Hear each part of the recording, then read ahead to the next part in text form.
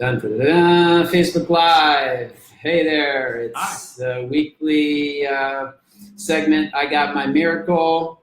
And we have Grant Stubblefield here this week with us. So we're just going to hold on a few minutes while we wait for some folks to show up. Here we've got Jennifer, Adam, Tina, hi, from Finland, yeah? All joining us. If you're joining and you want to say hi, just type in hi from wherever you are. I usually wait until about 50 people show up to really get started. I'm filling in for Gerry Powell this week. My name is Christian Minson, the resident breathwork director here at Rythmia. And this segment is what we call I Got My Miracle. For those who don't know, we interview somebody who's been in the program all week, and we ask them about their experience here. So you get a firsthand, unfiltered, unedited, unrehearsed view of what Rythmia is like, the ups and downs, the nitty gritty, all that good stuff, the good, bad, and the ugly. So we're up to 34 people. Let's just say Tina says hi. And Martin, hi from Quebec, hi there, and just keep rolling in, saying hi. Hi, Christian and guest from Cleveland. Are you from Cleveland? No, I'm from California. California, that's right. Let's see, and Megan cannot wait to arrive from Cleveland, and Linda, hi there, and distinguished guest. I haven't caught your name yet. This is Grant Stubblefield. Hi. And so, it looks like we're up to high enough numbers now. So great. Let me just formally welcome everybody.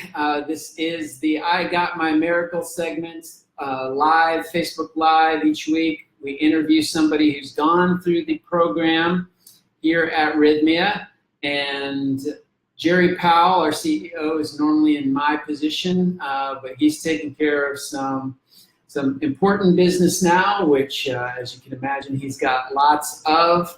It's amazing to me that he even has time to do this in his normal days.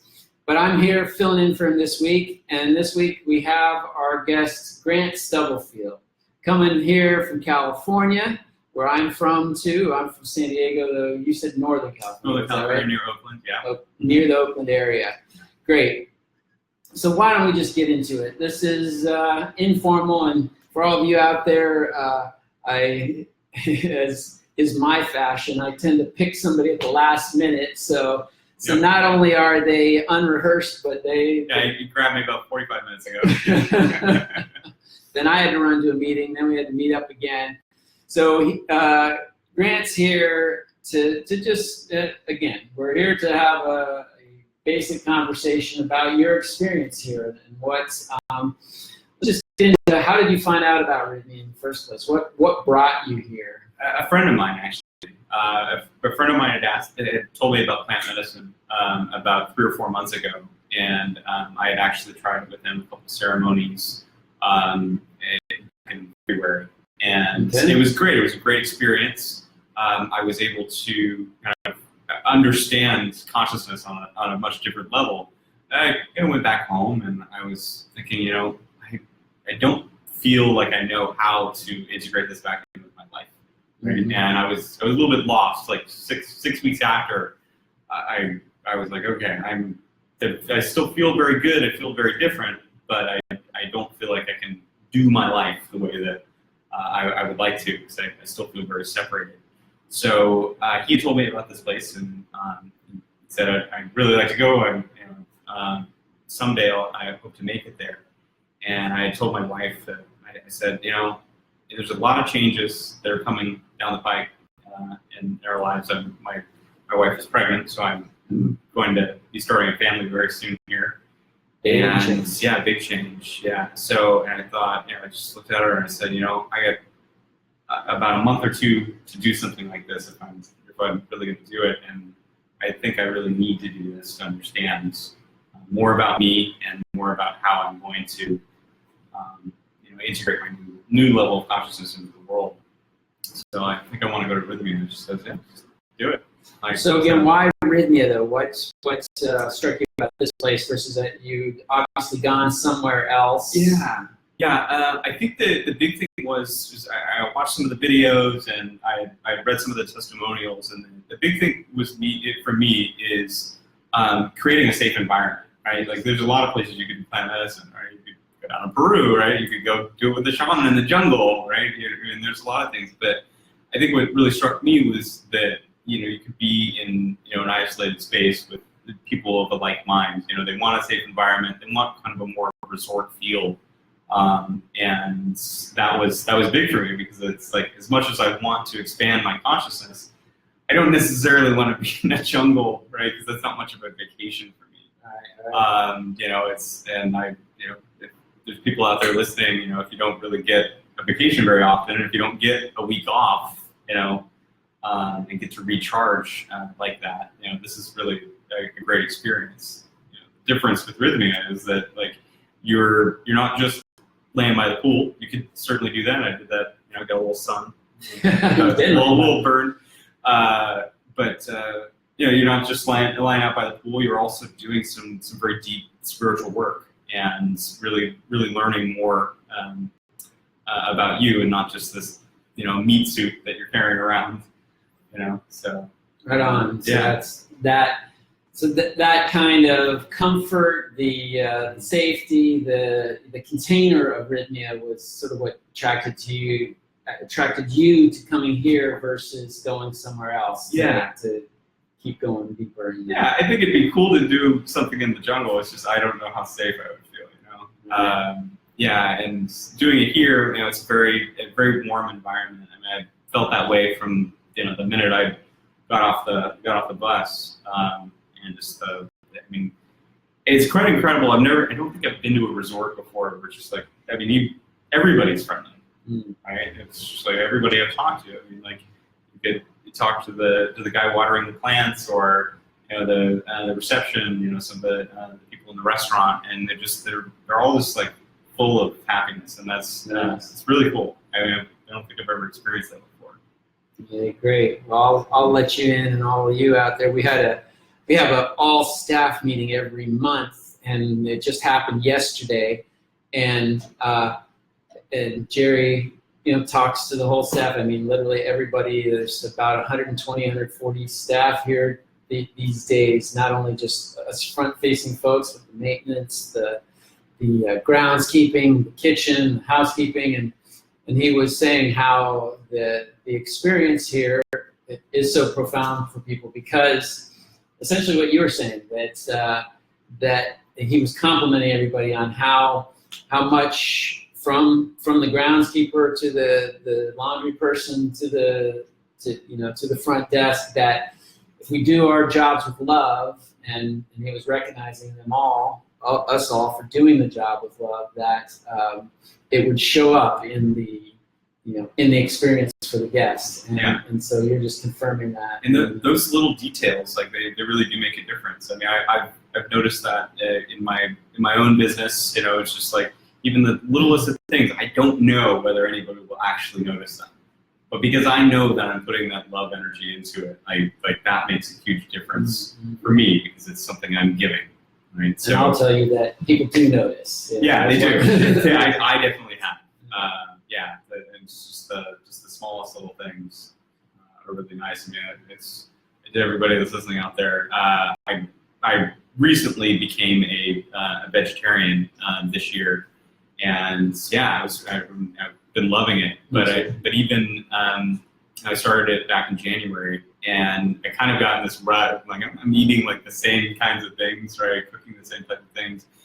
And when I got here, I kind of opened up my mind quite a bit more to being much more creative with food. It's I don't think I've ever tasted this good of food before. all mostly vegetarian and vegan. There are some meat options that I haven't wanted it because I don't crave it. So, nice. But yeah, the food is incredibly good. I had my first meal here about an hour or two after I got here. And, very impressed. Well, shout out to our chef Meg, who also does the Facebook Lives on Sunday. So that's tomorrow. She does her weekly cooking Facebook Live. So catch that if you want to know more about the inspiration behind the food here. But I have to agree, there's a lot of great variety, a lot of yumminess. And if you're not vegetarian, there still is a chicken and fish option. So I've heard that's really good. A couple of my friends here have had the fish. It's really good. So, but enough about the amenities and stuff. Let's get into your experience, really. And what did you want to accomplish? What was the miracle that you were seeking when you came? Did you come? Let me rephrase that. Did you come here with a specific miracle that you wanted in mind?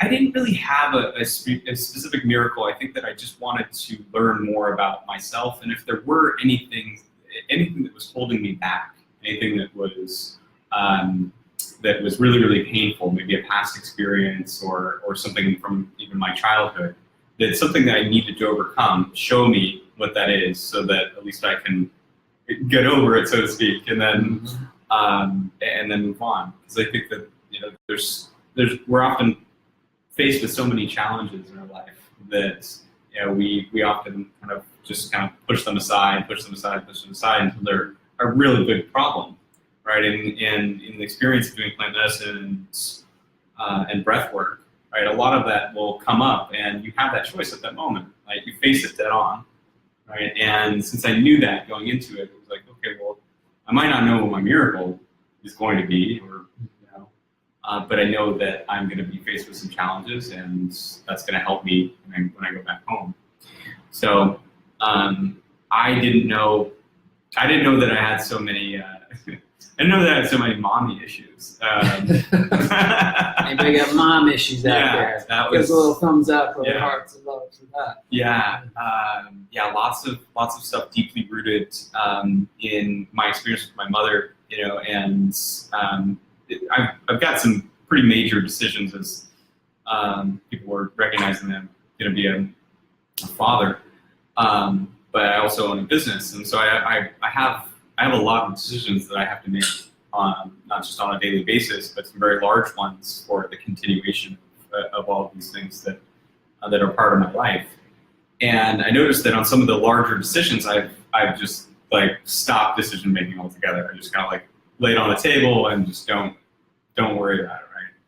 And I really had asked, why am I not making those decisions, right? And it was deeply rooted in fear, but I was like, well, why do I have fear on that stuff? And then I was shown multiple visions of the fact that those things are really tied to my relationship with my mother, and that I never deal with that relationship. Right? It's like we see each other infrequently. It's always cordial, it's loving, but it's not very deep below the surface. And our conversations were always really very short. Versus my relationship with my father is much different. It's anything goes. We talk about anything. He's definitely one of my best friends. Are your mother and father together? They're together. Yeah, it's a very, very opposite relationship, and it always has been with me and my mother, tied back to when I was a teenager.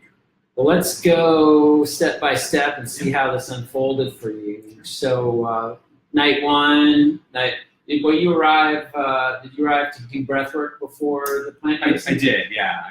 I did breath work last Sunday. That's when I got here. And how did that open up the experience for you?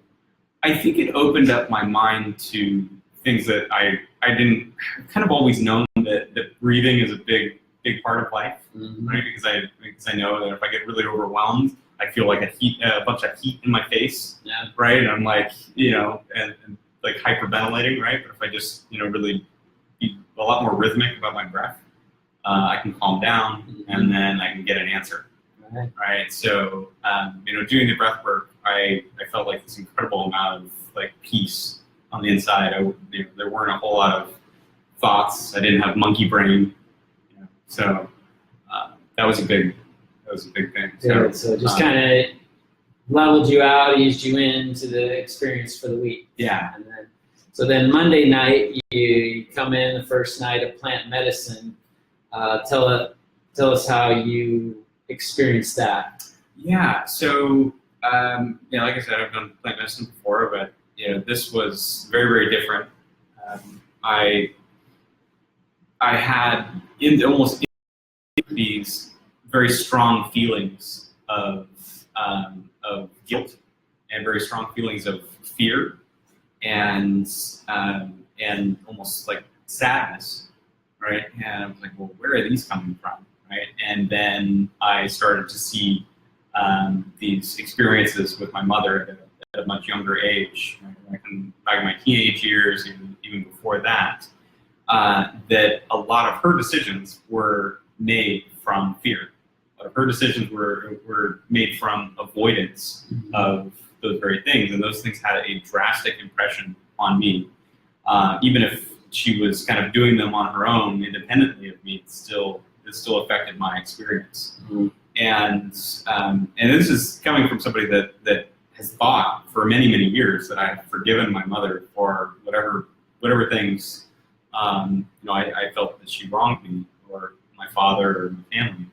So, going a lot deeper into that experience, kind of opened my eyes and said, okay, well, wow, like what haven't I been doing? So this was taking the medicine. The medicine started to bring these awarenesses to the surface of your consciousness. Yeah. Was that volatile? Was it full of a lot of pain and struggle? Was it fairly gentle and easy? What was the first night? I think was a lot more gentle.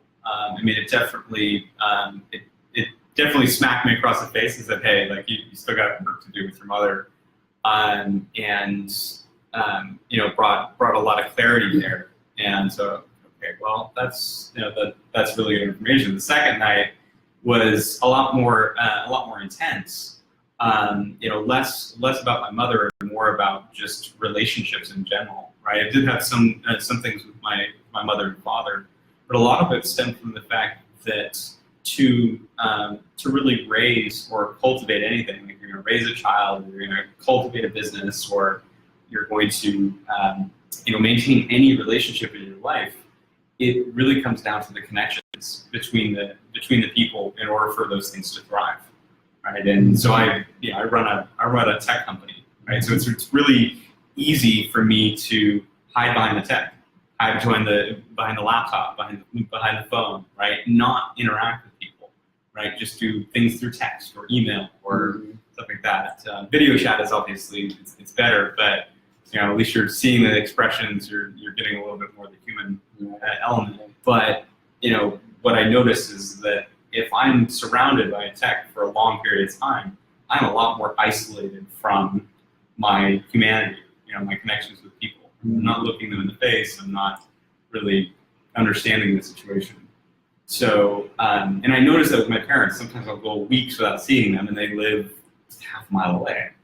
So, and sometimes I'm just getting caught up in my own stuff. But one of the realizations I had the second night was that in order to really raise a child, like you need a greater family, greater network of people that are really supporting you and supporting the child to bring a strong spiritual being into this world. That's right. Expect to see grandma and grandpa a whole lot more. Yeah, definitely. Yeah, exactly. Right. But this is very valuable. This is what was coming up on the second night, basically, was this understanding that relationships were foundational to your happiness, to your well-being, to your just getting along in life, and recognizing how you've been hiding from those relationships. Is that what you're... Yeah, hiding from them and knowing that I needed to say, like, okay, well, I could be very regretful that I haven't spent time with my parents, or I haven't spent enough time with my aunt and uncle, or really made the effort to go see them, and even to spend just an hour with them for a day. I could be very regretful about that and hide in that pain space, or I could say, okay, well, this is that opportunity, this is that revelation to make a difference and change it for the better. So this was all going on in this session. Yeah. So you were recognizing recognizing now, first you come to that awareness, then you're actually saying, which way am I going to go with this awareness? Am I going to regret, shame, and, sort of negativize myself, or am I going to take this and do something with that? Yeah, so a lot of it was being able to forgive myself for anything that I thought I did wrong, or anything anybody else did wrong. So the second night was really, for me, it was about forgiveness and compassion, right? And knowing that, as much as my family is going to be able to help me, raise this child and, supportive of me, even though I'm sure I'll have a hard time of it sometimes, that eventually it's going to turn, and I'm going to need to have a lot of love and compassion for them as they age.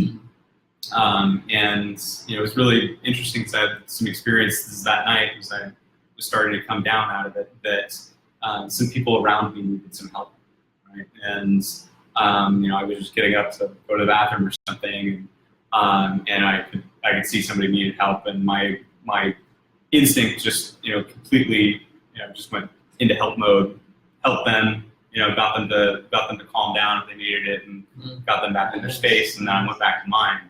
And I had this this realization there, just like, wow, like that could have been my mother or my father, right? And in that space and back home, like I need to be able to kind of react the same way, and react with the same love and compassion. So I got a lot out of the second session. Beautiful. So that was night number 2, and already you're flying high. So third night, that's Wednesday night, ladies' night too, what we call the feminine, the divine feminine night. What came out of that, or how did your experience evolve? So my intention in the third night was to show me what love looks like, or show me what it feels like. And in plant medicine, one of the things that it's often talked about is that you're not always getting the rainbows and the unicorns, which is what we all want to see. We all want to see the beautiful things that feel awesome. I didn't see the unicorns. No. I saw many beautiful things, but one of the first things that came out of my mouth after night 3, I said, "Well, how was your night?" And they said it was very dark and it was very beautiful.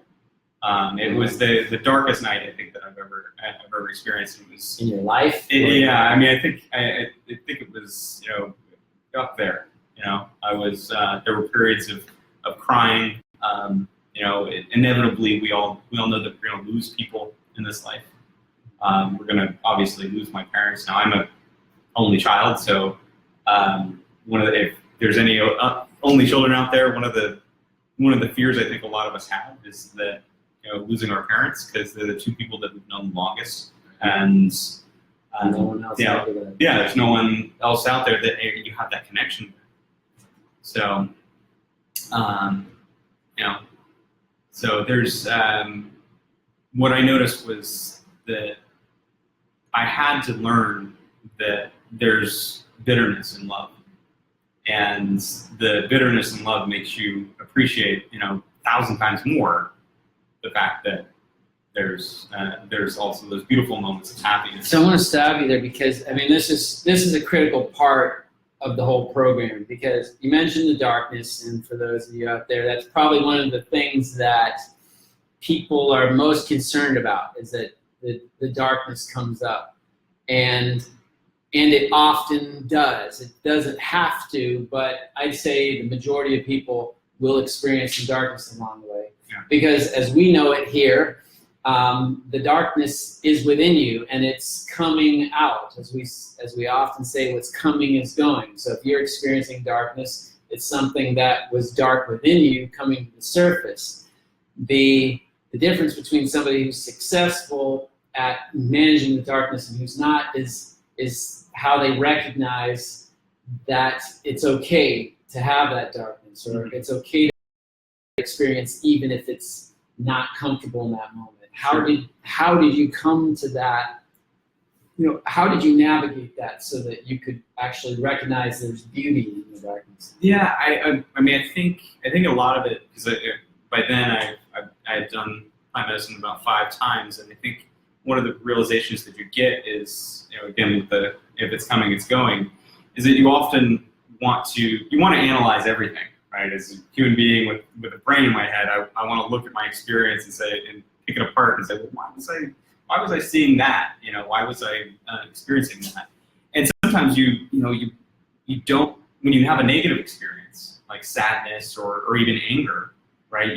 You want to say, well, like, why was I so angry during that moment, right? And it's like, this medicine shouldn't be making me feel anger. The reason why I think that it gives us that opportunity to see it is to say, well, what were you seeing in that moment, right? Were you seeing your father? Were you seeing your mother, right?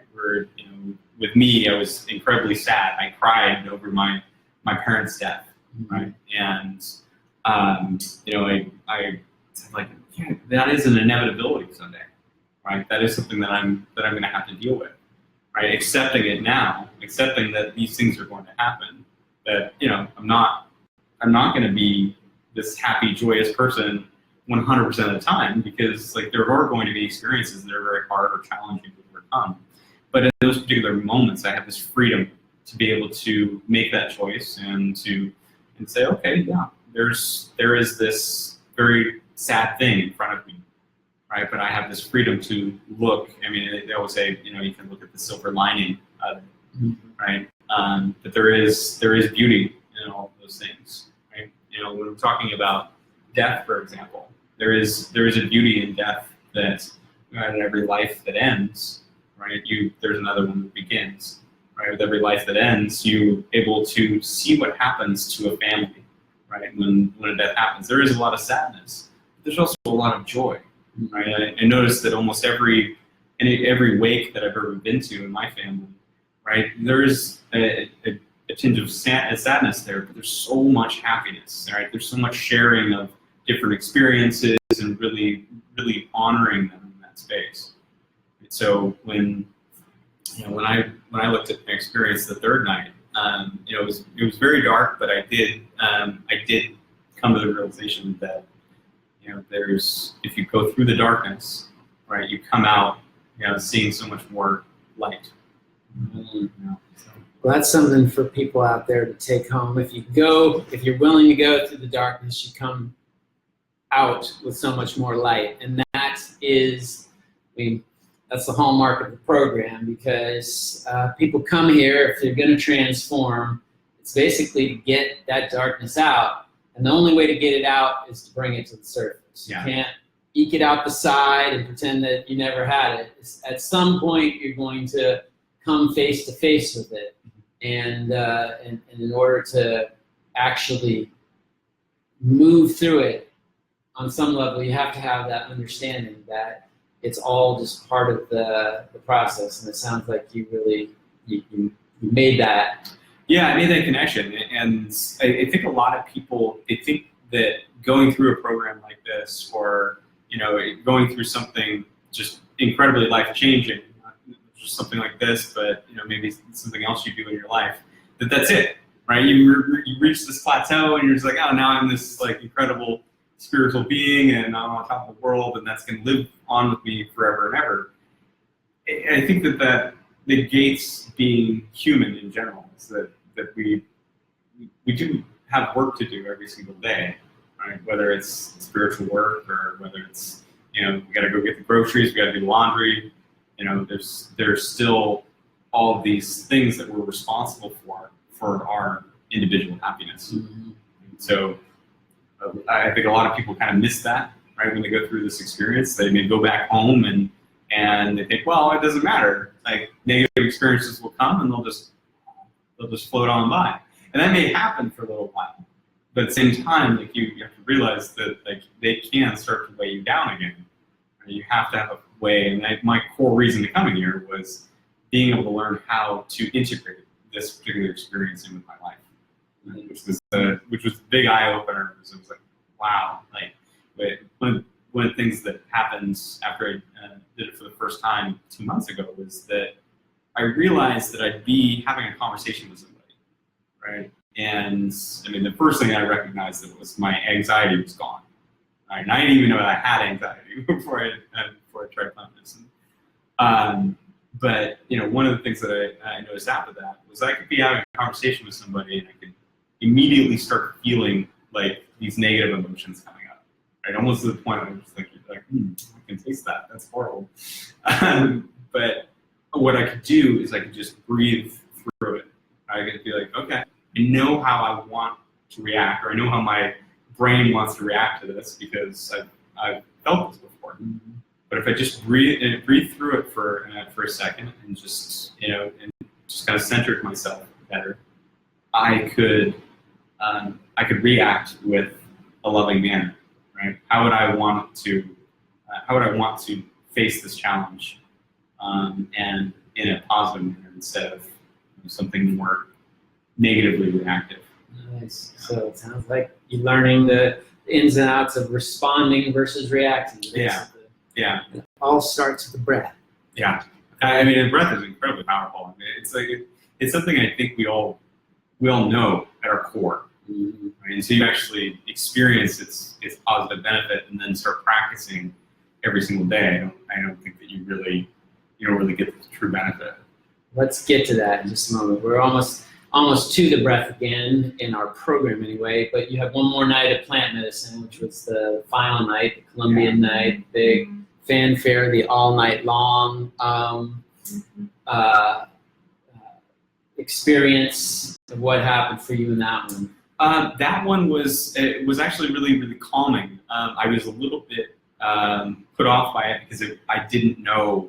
First of all, I didn't know it was going to be all night. Maybe I just read the program, but also I didn't know how different the medicine was, right? And a lot of people that had done it around here, it seems it was almost kind of dark and scary for some people because it was so different, right? So it definitely I had some fear about it going in, and then so I took it, and within probably a half hour, 40 minutes. I fell asleep, right? And then I came out of it, and I'm like, I'm not really feeling anything. I'm feeling like maybe some indigestion, right? Maybe I'm not feeling great physically, but I'm feeling peaceful. I went to the bathroom, went back to sleep, right? Drank again, then I still wasn't feeling anything. About 40 minutes later, again, just little indigestion. I'm purging, right? I'm obviously releasing things, right? I don't feel horrible, mentally, right? It's just, but the feeling, the visions aren't there. And so I went up to the shaman and I was like, hey, so I don't know if I'm not getting anything. Like I'm not having these huge visions or realizations or whatever. But and he says, well, tell me what's going on. I said, well, I'm sleeping a lot, which I haven't been the last 3 days. Like every time I've done plant medicine, I'm wide awake, or if I want to sleep, it's not possible, right? So, but I'm sleeping and I'm purging a whole lot. He's like, you're doing it right. I was like, okay. So, so the last time I had woken up, the sun was coming up that day, and I had like the biggest smile on my face as the sun came up. I was just like, everybody kind of dreaded this day, but as I'm kind of looking around, like everybody's in a very, very peaceful manner, right? People are purging, but it's not like it was, the nights before. It wasn't violent. It wasn't incredibly loud. I felt this incredible sense of peace. And then, I mean, the healings with the shamans that night were just, it was magical in a way.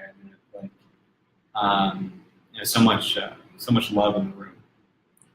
I think it's one of the most incredible things about Rythmia is the sense of community and the relationships that you form with people so quickly. Right? I have friends here that I've made just this last week that I really do feel as if I've known them for many years. Yeah, that's a common testament, I guess. I call them your wartime buddies, the people that you go through these intense experiences with, and you shed all levels of pretense into the core of who you are, meeting the core of who I am. So the relationship can go deep quick. Mm-hmm. So then you went into breathwork the next night, Friday and today's Saturday. So last night, what anything? How did that help tie up your experience or open it even deeper? What happened for you there? I think that reaffirms my my belief that the breath is really everything, and that even if you're doing it for a short amount of time, I noticed within the first 5 minutes, because I was a little bit in my head when we started, and within the first 5 minutes, it just kind of all fell away, right? And halfway through the breath work, I was like, wow, I haven't been thinking about anything for like the last half hour. I've just been, feeling my body, feeling my breath, and noticing energy travel throughout the body, different blockages. The first time I had done the breath work a week ago, I had this numbness in my hands. In fact, I took my ring off because my hands were swelling. And this time, my energy was definitely flowing a lot better. I wasn't like cramping up in spaces. I was a lot more peaceful. Good sign that a lot of blockages had left you. Yeah. A lot of energy was flowing more smoothly. Yeah, and one of the coolest things, it was being able to hold your breath in that moment. I noticed that the first night, but also last night, was being able to hold your breath for just like an incredible amount of time. Mm-hmm. And I did never experienced that before. That is it's just remarkable. I mean, I think I held my breath for about 4 minutes. I mean, I don't have a huge concept of time while in that meditative space, but it seemed like a very, very long time. Excellent. So do you feel like you got your miracle here? Yeah, absolutely. And so what would you really concisely say that miracle was or is? I think that miracle really for me is that I know beyond a shadow of a doubt that my connection with people is my number one, right? And that's what concludes my happiness in any given day, mm-hmm. is how well I connected with people. If I'm disconnected or disjointed, for a longer period of time, I can't not only have my happiness, I can't do my job, I can't really do anything. And I think that I've missed that so many times where I think, yeah, I've got these things on autopilot, right? I can just do those, and they're going to be unaffected, right? In tech, you can often think, well, if I just put these processes in place, like I don't have to touch them, right? They don't need my love, so to speak. And a lot of us, since we're kind of inundated with technology on a daily basis, we're always on our phones, we're always, Facebook, Instagram, all these different things. It's really hard for us to connect with people. And, and it kind of taught me, like, you can put that phone down, right? And you're probably going to have a much better day if you're able to have a one-on-one conversation with somebody. I noticed in the last couple of years that my role has really changed in my company. And one of the things I absolutely love to do more than anything is I love the teaching aspect of it. And I love giving trainings. Mm-hmm. Right, so I'll often do this for our partners just as a free thing. We say, hey, if you want to bring me in front of the entire company, I'll talk about whatever tech topic you want. You give me the topic, or I'll come up with one. But it allows me to get in front of them and really connect with people and understand their concerns, right? And one of the realizations I had this week and under plant medicine in general is that when I'm explaining something to somebody, right, often, to the outside observer, I look like the teacher, right? Well, in any given situation, I'm the teacher as well as the student. Mm-hmm. Because as I'm explaining something to you, it's coming out of my mouth, I'm listening to it, and I'm like, wow, like I just have this realization as it came out of my mouth, I'm actually teaching myself. So that's why I really love doing those types of things, and I think that I had this huge moment where I'm like, yeah, that's why you love doing those things, is because of the connection with people. So, so I'll go back home and I'll integrate it into my life, and being able to inform, not just my job, but everything I do into more human interaction. Well, that's beautiful, because that's really, as we teach here, there's a Harvard study that basically comes down to the bottom line is that happiness, the true bringer of happiness is close personal relationships. And in order to develop those, you have to spend time with people. And so it's a beautiful realization there, and a beautiful miracle.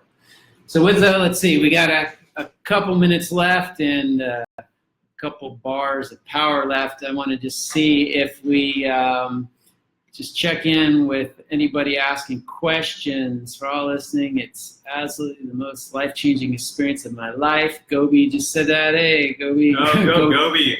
Gobi was pool. Gobi was the first one that I met, actually. I met him on the plane. Excellent. So he's watching. So even people who are here right now are watching. Victoria, let's see. Yes, feeling down is normal. Unfortunately, Rythmia does not like to speak about anything that isn't happy, joyful. They would not even acknowledge the anger, fear that came up for me. Just honor however you feel. Find a way to. I don't understand what you're saying there, Victoria, because I thought we were just putting that in the limelight, that darkness is part of the experience. I can comment on that. One of the guys I met here, he had a very negative experience the first night. He was very angry because he felt like he didn't get a whole lot out of it. Whereas, a lot of people around him, they have these big, beautiful realizations, and here he is in the corner thinking like, I'm not getting a lot out of this. I'm angered by it because I'm here to get some type of experience. And the people around here we're talking about, well, like, think about why you're angry about it, right? And think about like what that's actually tied to. You can be angry, it's fine, right? It's having human emotions often teaches us certain things, not just about ourselves. Well, why are these reactions actually happening? And our policy here basically is to feel what you're feeling. Let it out. Let it out. Don't hide it. Don't mask it.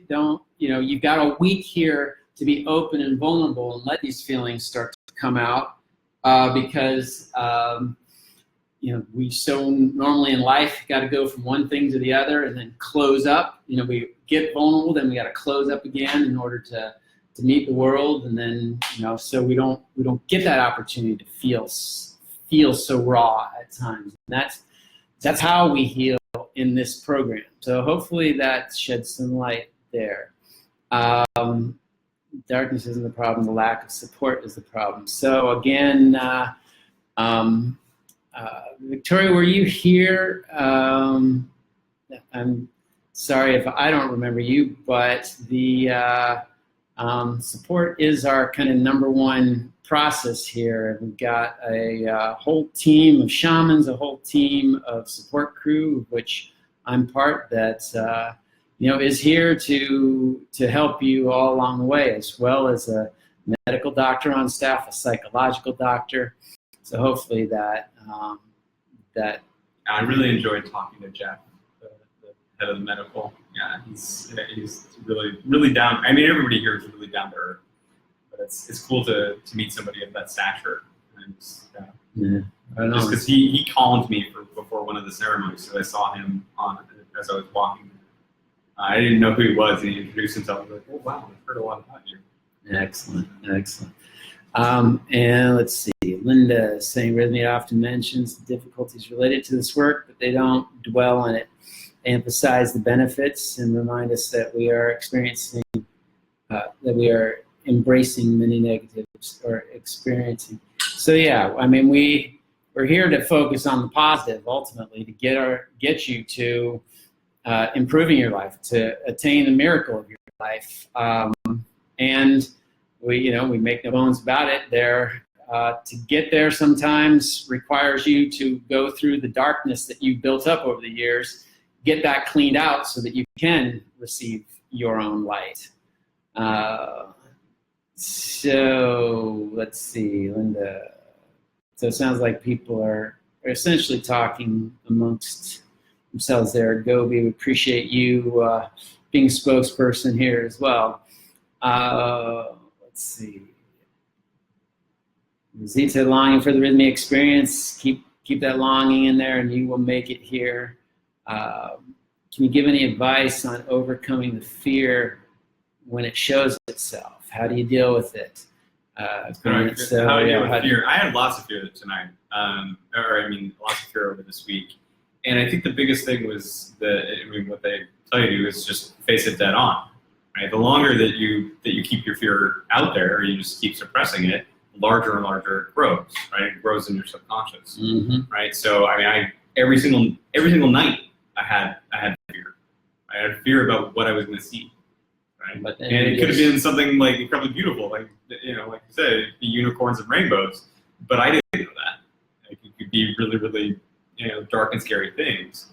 But it's always that once we power through that particular fear, like I have, when I'm at home, right, there's lots of challenges that I have, and I don't know if a positive outcome will come from it. All I know is that I have to go through it with my particular intention. Right? I know I want this particular outcome, or I want to be able to solve this particular issue for somebody or myself. I don't know that I'm going to get a positive outcome, but I know that I have to try with my own intention, right? And I could either put it to the side, right, and not deal with it, and it's only going to become a bigger problem, or I can just face it dead on and hope for the best. Most of the time, when I look back on it, when I hit it dead on, it's the problem dissolves a lot faster, right? Because I dealt with it just then.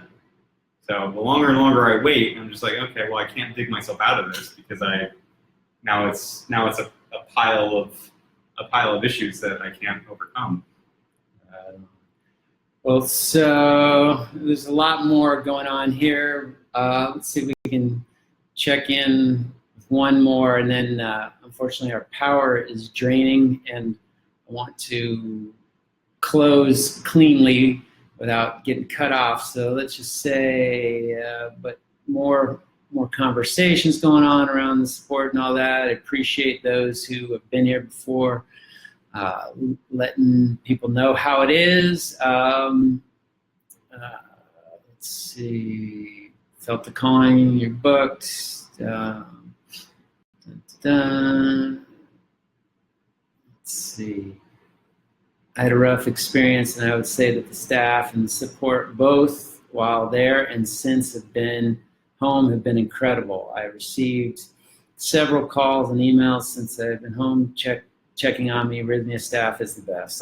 Thank you, Gerry, and appreciate that. I would agree with that a lot, and that's the way it should be. I've yet to receive an email. So Victoria, let's follow up on you on that. So with that, I just want to thank you, Grant, for being willing to bare your soul here in front of so many people and let it be known, and know that if you have any questions about Rythmia, call that number above and discuss it with our people on the phone lines, the people in our Malibu office. They're willing to speak with you, to give you the true perspective. And if you want to communicate with me, you can email me, Facebook me, friend me, R Christian Minson, the letter R Christian Minson, and just put a message in there that you are friending me because of this Facebook Live, and then we can continue on with any conversation that you may have here. So Dave Ending says thanks, and Gobi, good luck. So thanks to all of you out there. We'll see you next week with the Rythmia Live. I Got My Miracle. Tune in on Fridays for me doing the breathwork segment of Facebook Lives, and tomorrow, Sunday, is our Chef Meg doing the food-oriented portion of Facebook Live. So to all of you out there, namaste. Namaste. We'll talk to you soon.